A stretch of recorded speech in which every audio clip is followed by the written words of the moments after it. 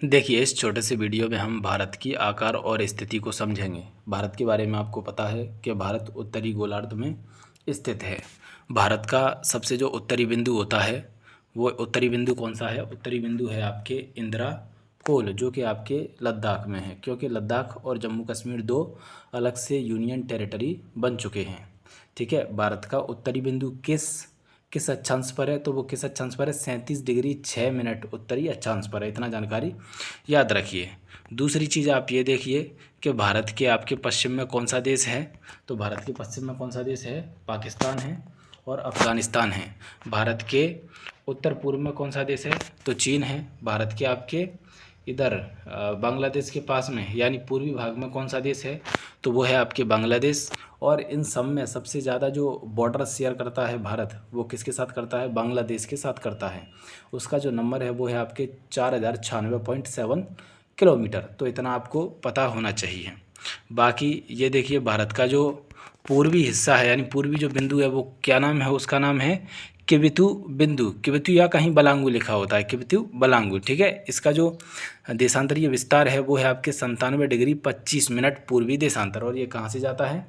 68 degree 7 minute पूर्वी देशांतर से लेकर के आपके 97 डिग्री 25 मिनट तक जाता है।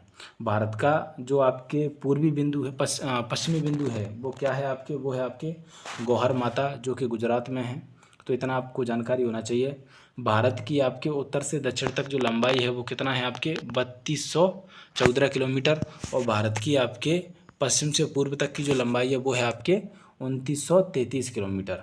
ठीक है, इतना आपको पता होना चाहिए। उसके बाद इसके बारे में और पता होना चाहिए कि भारत के बीचों बीच से भारत की वो निकलती है मानक मध्याह्न रेखा, यानी भारत की जो समय निर्धारक रेखा है ना, 82.5 डिग्री, जो कि भारत के 5 राज्यों से होकर के गुजरती है। जिनमें 5 राज्य कौन कौन से हैं? एक है आपके उत्तर प्रदेश, दूसरा है आपके मध्य प्रदेश, और तीसरा है आपके छत्तीसगढ़, और चौथा है आपके उड़ीसा, और पांचवा है आपके आंध्र प्रदेश। यहाँ देखिए, ये आंध्र प्रदेश से भी निकलती है। ठीक है, तो आपके जो भारत की जो समय रेखा है, मानक समय रेखा, वो आपके 5 राज्यों से होकर के गुजरती है। यह मुख्य रूप से एक सवाल पूछा जाता है कि वो इलाहाबाद के नैनी से निकलती है। वहीं आपके भारत के पड़ोसी देशों में आपके नेपाल भी आता है। भारत का जो सबसे दक्षिणी बिंदु होता है वो कौन सा बिंदु है? उसका नाम है आपके कन्याकुमारी। यानी लैंड पर देखें तो वो आपके दक्षिणी बिंदु कौन सा है? कन्याकुमारी। और इस पे जो पॉइंट का नाम है वो है आपके कैप कैमोरिन। ठीक है, और वैसे अगर अंडमान निकोबार को भी शामिल किया जाए तो दक्षिणी बिंदु भारत का कौन सा है? वो है आपके इंदिरा पॉइंट। कौन सा बिंदु है? वो है आपके इंदिरा पॉइंट। यानी भारत का सबसे सदर्न पॉइंट कौन सा है आपके? जो कि जल भूमि को भी शामिल किया जाए तो वो आपके इंदिरा पॉइंट है। इतना आपको पता होना चाहिए। भारत के आपके एक साइड में आपके बंगाल की खाड़ी और दूसरे साइड में आपके अरब सागर है। भारत में आपके राज्य और केंद्रों की संख्या कितनी है? आप हमको कमेंट में बताइएगा, और ज़रूरी इन्फॉर्मेटिव जानकारी मैं आपको बताता रहूँगा। और एक और जानकारी ये रह गई है कि जो कर्क रेखा है भारत के बीचों बीच से होकर के गुजरती है, और भारत के ये लगभग आपके 8 राज्यों से गुजरती है। भारत के 8 राज्यों से गुजरती है।